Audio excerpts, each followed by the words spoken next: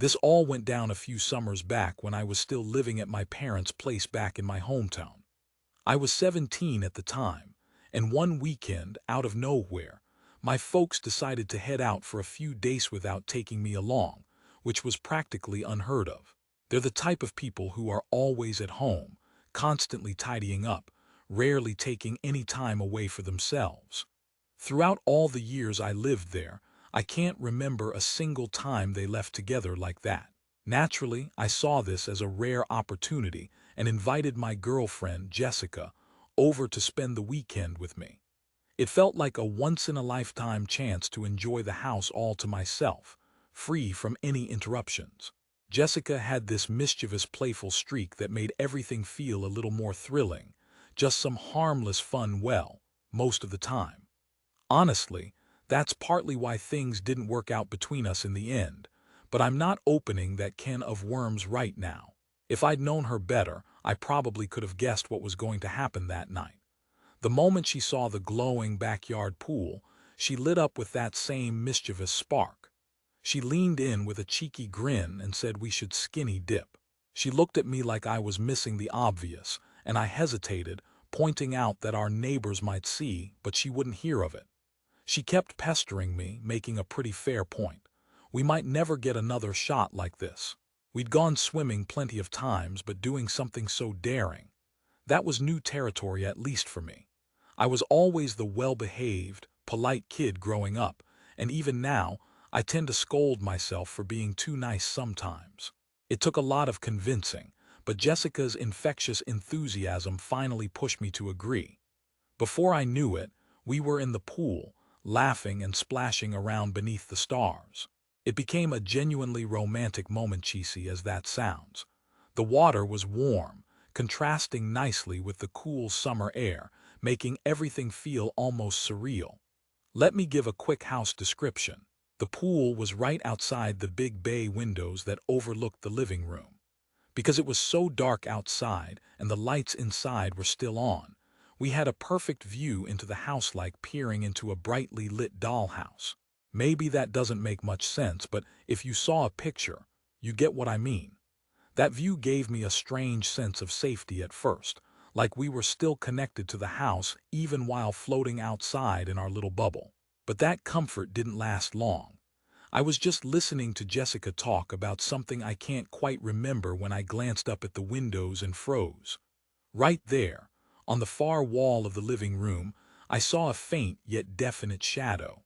It was moving, slow but clear, and I knew it was a shadow because of how it was shifting. I watched in horror as it disappeared behind the wall, as if someone was walking deeper into the house.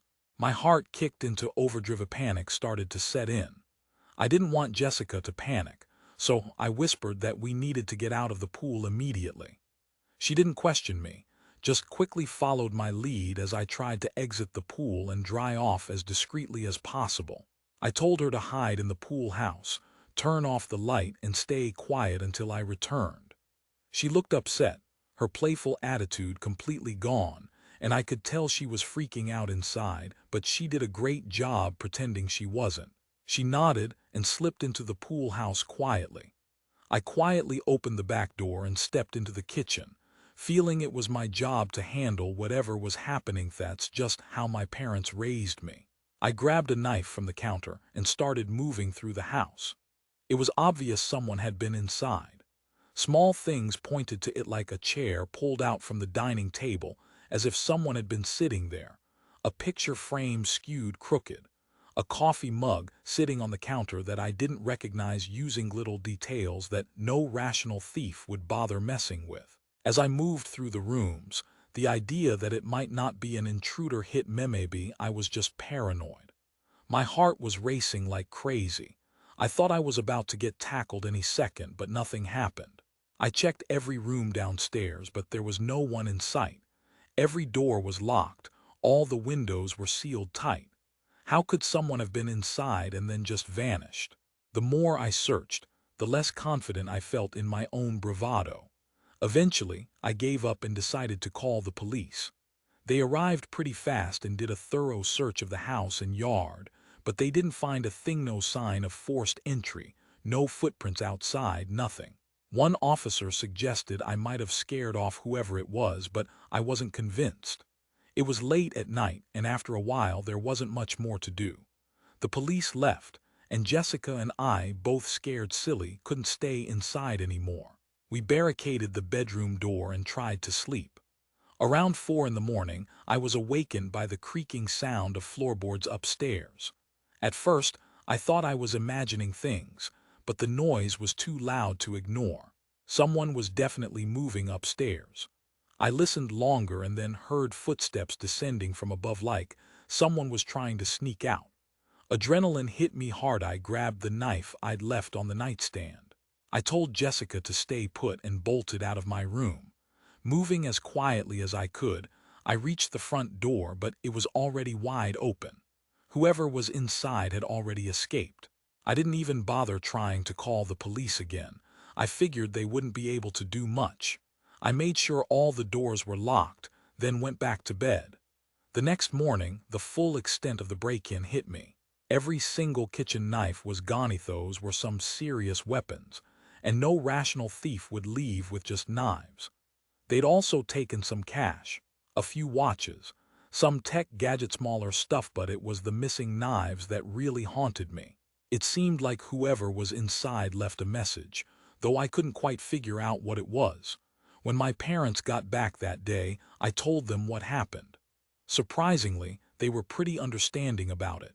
I'm not someone who gets easily rattled, so this whole thing didn't shake me too much. Still, I can't help but think about how strange it all was. How did that person get inside? Where were they hiding? Even now, those questions stick with me. The police couldn't find any solid leads, and to this day, I've always wondered how someone managed to sneak in without a trace. It's one of those weird experiences that just sticks with you forever. That incident happened last year during Rowan University's annual spring festival, Holly Bash. For those who don't know, Holly Bash is like our version of Coachella, big, wild campus event in April on Holly Bush Green, right next to the historic Holly Bush Mansion. There are rides, food trucks, lawn games, and even a concert featuring a surprise headliner. Everyone from campus shows up, generally the highlight and most fun day of the year. I was a sophomore then, and like most students, I stayed out late. Rowan's in a pretty quiet, suburban area, and Glover doesn't feel particularly dangerous even at 2 a.m. That's probably why I didn't think much when I left my friend's dorm and started walking back to Chestnut Hall alone.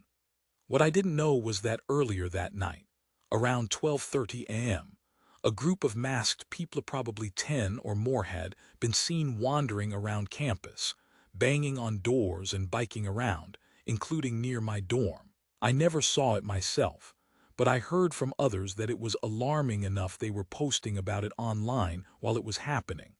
I wasn't paying attention to that stuff, just trying to get back safely.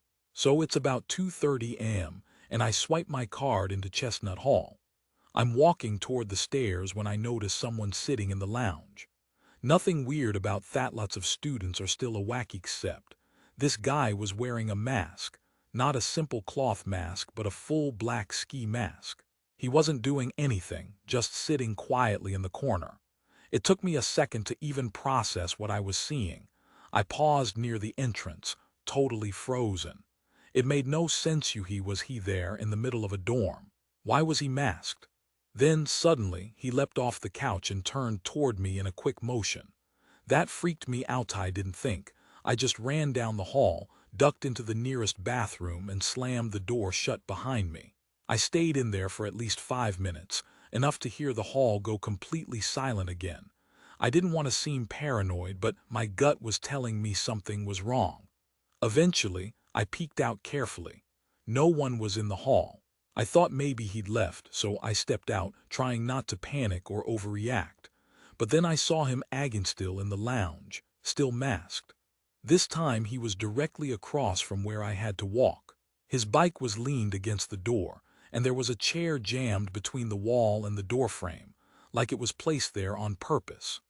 Heart pounding, I pulled out my pepper spray from my keychain, held it in front of Medit and aimed it at him, just showing I had it, hoping that alone might send a message. My ears were roaring with my heartbeat as I carefully walked past him. He didn't make a move, didn't flinch, as if he wanted me to see him like that fear was part of some twisted game. I didn't look back. I pushed open the other door, left the building, and was halfway to Magnolia Heights when I heard the sound of bikes behind me. 3 more masked figures rode up and stopped near Methy. Didn't touch or threaten me, but they were heckling, laughing, and saying things I couldn't make out. It felt kind of harmless at first, but then I saw a couple of them waving what looked like guns, which was the real scary part. They might have been fake or airsoft guns, but my gut told me they were trying to intimidate me. I kept walking, trying to ignore it, but I could feel how close they were, getting just barely out of reach. I managed to reach Magnolia, texted a friend to come meet me outside, and he walked me back to Chestnut Hall. That made me feel a lot safer. Thankfully, by then, the bikers had disappeared. I didn't call the police that night. I was more shaken than hurt, but I was terrifyingly scared. It wasn't until the next day that I told my mom everything, and she reported it. Over that weekend, some of my guy friends texted me saying they'd also been approached by a similar group of masked guys, some even pulling guns. No one got hurt, but it was enough for campus police to start taking it seriously. Rumors flew about who those guys might have been. Some folks thought it was just local kids trying to mess around, but the gun part, that's what really freaked me out. I honestly think some armed outsiders must have made it onto campus that night. The idea that someone could have gotten into where I live noticed has kept me feeling on edge ever since. I've been too paranoid to walk home alone at night. This story I've told you happened about 2 summers ago, back when I was still dating a girl named Ella. I kept it to myself for a while, not because I was embarrassed, but because I didn't want to accidentally dox her or her family. Now that we've broken up over a year, I think I can finally talk about it. Ella was working as a summer camp counselor in the city at the time. Not exactly close to home, about a 25-minute drive from her quiet, wealthy suburban neighborhood. She loved that job, even though I never fully understood why. I always thought it was a little beneath her, considering her ambitions, but she was passionate about it. Her house was pretty much what you'd expect for a family in that kind of area: big yard, 3 stories tall, high ceilings, plenty of space for parties or gatherings. That's why, when the camp planners decided where to host their end-of-summer bash, Ella's house was the obvious choice. I probably sound like I'm making it seem like she hosted parties all the time, but honestly, this was my first time experiencing one. She hadn't been dating me the previous summer, so her family's house was mostly off-limits then. Her parents were out of town that weekend, probably more often than they were home, actually. Out of respect, I won't go into details, but Ella's family dynamic was, well, kind of odd. Their relationship felt more like a loose collaboration than a tight-knit family. It was clear they all had a narcissistic, insecure streak, and their interactions seemed transactional. Although that's probably too harsh. Her dad was pretty chill, and I honestly missed the guy. Still, feelings are feelings. The party was packed, dozens of people crammed inside and spilling outside into the yard. The vibe was lively, fun, and mostly easygoing. Most guests were nice, but there was this one guy. Pitujo set off all my alarms from the moment he arrived. He was loud, overly confident, and totally flashing. He kept hanging around Ella, flirting blatantly, not even bothering to hide it. I felt disrespected, but I didn't want to cause a scene. Ella and I had been together for a while, so I mostly trusted her, but truthfully, she had a habit of being a little too friendly with other guys, something that always bugged me. That's a sore spot in our relationship, and I knew bringing it up would only cause an argument. Instead, I figured I'd play it smarter. I started acting overly friendly toward Pete myself. Every time he finished a drink, I'd offer him another.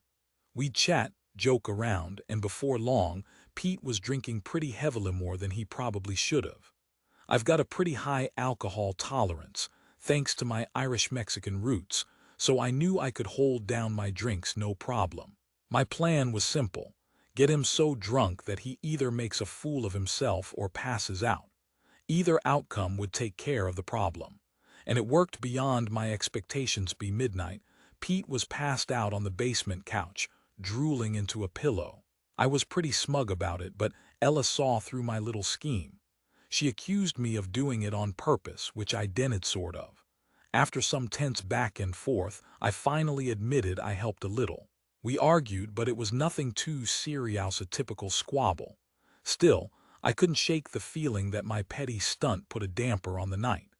As the party went on, the noise rose, the chaos built up, and I needed some air. So I slipped outside. The driveway was quiet, cool, a nice contrast to the loud house. I was leaning against Ella's car, staring up at the stars, when I noticed someone standing at the far end of the yard, just standing there in the dim glow of a street lamp. I squinted, trying to see who it was, and when they didn't move, I took a few steps toward them, feeling pretty confident because of how loose I was from drinking. "Hey, can I help you?" I asked, trying to sound friendly but firm. The figure took slow steps toward me, then stopped. It was definitely a guy, but I couldn't see much because it was so dark. He didn't say a word at first. Then unexpectedly he asked, "Are your parents home?" The way he asked, like he already knew the answer, made the hair on my neck stand up. Before I could answer, he repeated himself, this time dropping Ella's parents' name. She knew who they were. That suspicion skyrocketed. Wasn't just some random kid. I lied and said yes, that my parents were inside. Part of me thought he probably knew I was lying, but I figured that might scare him off. He nodded and said okay, then turned and walked away. I expected him to head to a car or maybe approach someone else, but instead, he just kept walking straight down the street into the darkness. I watched him disappear into the night, feeling uneasy but trying not to overthink it. I went back inside, found myself in the basement playing ping pong with a few others. Ella's upstairs with her pool table, so most people were up there, leaving the basement quieter. For once, I wasn't feeling like my usual social self. I just wanted some peace to hear people talking. At some point, I heard the doorbell ring. My first thought was, probably just another guest since it was a party after all. But something about it bugged me. Ella told everyone to come through the back door, which didn't even have a doorbell. That meant someone had come to the front door, which wasn't supposed to happen. I excused myself from the game, climbed the stairs, and noticed Ella was dead asleep in her room, totally unaware of the chaos. That's when it hit me I might have been the only sober one in the house. I turned off her lamp gently and closed the door quietly so I wouldn't wake her. But as I stepped closer to the front door, I saw Bellanother girl from the party standing there looking completely hammered. She was so drunk I couldn't even get a coherent answer out of her when I asked if she knew who had rung the doorbell. It was about as effective as asking a squirrel. She was pretty much out of her mind and sober at the same time, making things worse. Eventually, she mumbled that some old man at the door claimed to be a family friend needing to return something he borrowed. When I heard that, I lost it. "You let him in," I snapped. She just shrugged and wandered off, probably to get drunk on some roulette wheel of potential guys she'd be bringing home that night. I ran upstairs to Ella's parents' bedroom to check for myself. Worst case, I found drawers pulled open, jewelry boxes emptied, the closet torn apart, the whole place ransacked. That guy had robbed them, no doubt. I thought he was probably already gone, thinking he'd grabbed whatever was worth taking. Just as I was about to head back downstairs, I saw something move in the mirror on the back of the door. It was just a quick shift, like someone ducking out of view. I turned around fast, but whoever it was tackled me before I even saw their face. They knocked the wind out of me and we both hit the ground. I couldn't breathe, and he was clawing at my shirt, trying to rip it off, it seemed. With all I had, I managed to push him away, but that was more panic than strength. He scrambled up and sprinted across the room, diving out one of the open windows and landing on the roof with a loud thud. I ran to the window just in time to see him drop into the side yard and take off running. I didn't chase after him, there was no point. I wouldn't catch him. I just stood there, trying to process what happened and catch my breath. The damage was gone. I didn't want to stay awake any longer, so I called the police to help me get everyone out of the house. Most of the officers knew Ella's family from around town, so they wouldn't be doing anything crazy, no arrests, just clearing everyone out. Once they finished, I secretly thanked them. After they left, I went downstairs, nudged awake Pete, and told him he needed to find a way home. He threw up, then ordered an Uber. The next morning, Ella's parents had to be told what happened. They were furious, of course. But Ella, she looked completely indifferent, brushing off the whole thing like it was nothing. They didn't bother reporting it to the police. No cameras, no evidence, just another messy story. I still wonder how that guy knew Ella's parents weren't home. Part of me thinks he actually knew them somehow. Looking back, all of that revealed more about Ella than I wanted to admit. Her indifference, her reckless attitude. It was all a red flag I ignored. In hindsight, definitely 2020.